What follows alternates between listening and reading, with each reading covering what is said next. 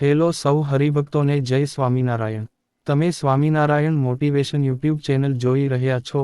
Capitol hill, જે અમેરિકામાં US સરકારનું કેન્દ્ર છે, ત્યાં એક ઘટના જોવા મળી, જેણે સમગ્ર વિશ્વ પર ભારતીય સંસ્કૃતિની છાપને વધુ ઊંડી કરીને ધ્યાન ખેંચ્યું હતું. અને આ હતી દિવાળીની ઉજવણીની ઘટના. અહીં બીએપીએસ સ્વામિનારાયણ સનાતન સંસ્કૃતિને સમગ્ર વિશ્વમાં ગુંજતું કરવા માટેના તેમના પ્રયાસો. સ્વામિનારાયણ અક્ષરધામના મહાન પ્રયાસોની સ્પષ્ટ છાપ છે, જે યુએસના સૌથી મહત્વપૂર્ણ સ્થળ છે, જે યુએસ ગવર્નરનું કેન્દ્ર છે, અમેરિકન કોંગ્રેસ છે, સેનેટ છે, હાઉસ ઓફ રિપ્રેઝેન્ટેટિવ્સ છે, જ્યાં તેની સુપ્રીમ કોર્ટ છે, જ્યાં યુએસની લાઇબ્રેરી છે. એ જ જગ્યા પર ભારતીય સંસ્કૃતિનો જે ફોટો તમે જોઈ રહ્યા છો તે આકર્ષક ચિત્ર છે. અને તે આ તસવીર દિવાળીની ઉજવણીની છે. પરંતુ આ તસવીરમાં વધુ એક તસવીર છે જેણે બધાનું ધ્યાન ખેંચ્યું છે, અને આ તસવીર છે આલિયા અલ સુવૈદીની, જે છેલ્લા કેટલાક સમયથી લોકોનું ધ્યાન ખેંચી રહી છે.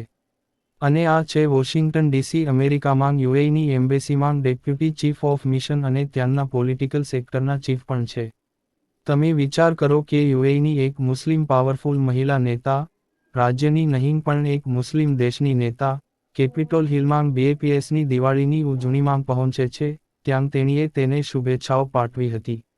અને તેમની સાથે એમ્બેસેડર વિનય કોટરા પણ જોવા મળે છે, જે અમેરિકામાં ભારતના એમ્બેસેડર છે. પરંતુ આ તસવીર ખૂબ જ મહત્વપૂર્ણ છે. બીએપીએસની આધ્યાત્મિકતાનો ધ્વજ, જે રીતે સમગ્ર વિશ્વમાં બીએપીએસની સનાતન વિચારસરણીનો ધ્વજ લહેરાવી રહ્યા છે, એ જ આપણે યુએસ અને ની કેપિટોલ હિલ વચ્ચેનો સેતુ અહીં જોઈ શકીએ છીએ. અને આલિયા અલ સુવૈદીની વાત એટલા માટે કહી રહ્યા છીએ કારણ કે આ તે મુસ્લિમ મહિલા છે જેમની પ્રગતિશીલ વિચારસરણીએ સમગ્ર વિશ્વમાં છાપ છોડી છે. તેમના નામ સમાચારોમાં છે. આ તે મહિલા છે જે ની ટોચની સંસ્થાની સભ્ય છે. યુએઈમાં ફેડરલ નેશનલ કાઉન્સિલ 40 સભ્યો ધરાવે છે, અને આ સલાહકાર સંસ્થા ત્યાંની ટોચની સંસદીય સંસ્થા છે, અને તે 40 સભ્યોમાંથી એક છે.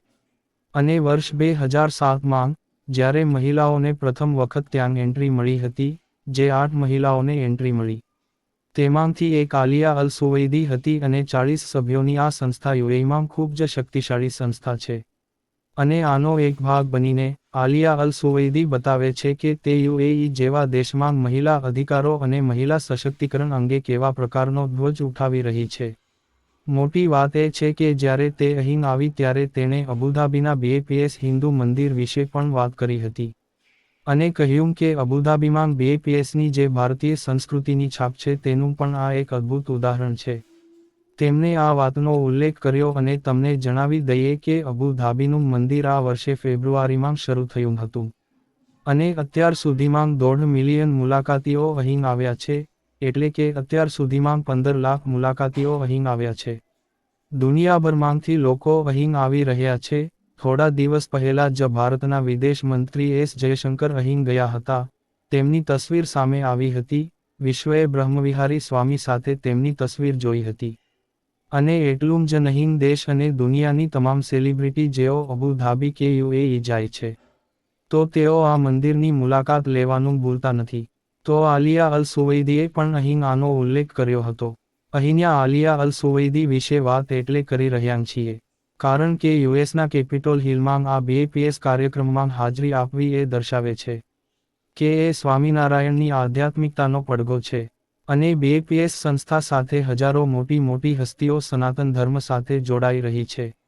આના પરથી તમે બીએપીએસ સંસ્થાની રેન્જ જોઈ શકો છો કે તેમની આધ્યાત્મિકતા ક્યાં સુધી પહોંચી રહી છે. અને યુએઈ જેવા દેશમાં કેવી રીતે મહિલા સશક્તિકરણથી લઈને આધ્યાત્મિકતા તરફ આકર્ષણ, બધું જ તેનું પ્રતીક છે. આલિયા અલ સુવૈદીનું બેકગ્રાઉન્ડ પણ એટલું સ્ટ્રોંગ છે.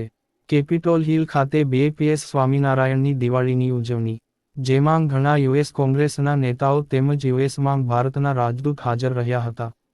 આ દરમિયાન તમને એક વાત જણાવી દઈએ કે આંતરરાષ્ટ્રીય સંબંધોમાં પણ આલિયા અલ સુવૈદીની ભૂમિકા ખૂબ જ મહત્વપૂર્ણ છે.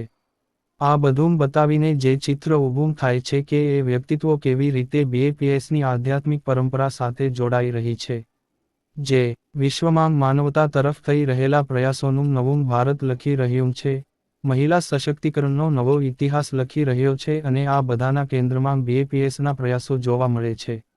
આવા જ અવનવા સમાચાર જોવા માટે સ્વામિનારાયણ મોટિવેશન યુટ્યુબ ચેનલ જોતા રહો. લાઇક કરો, સબસ્ક્રાઇબ કરો અને બેલ આઇકોન પ્રેસ કરો. અને અહીં તમને સ્વામિનારાયણ અને ભારતીયતાના મૂળ સાથે સંબંધિત તમામ સમાચાર મળશે. આપ સૌને જય સ્વામિનારાયણ.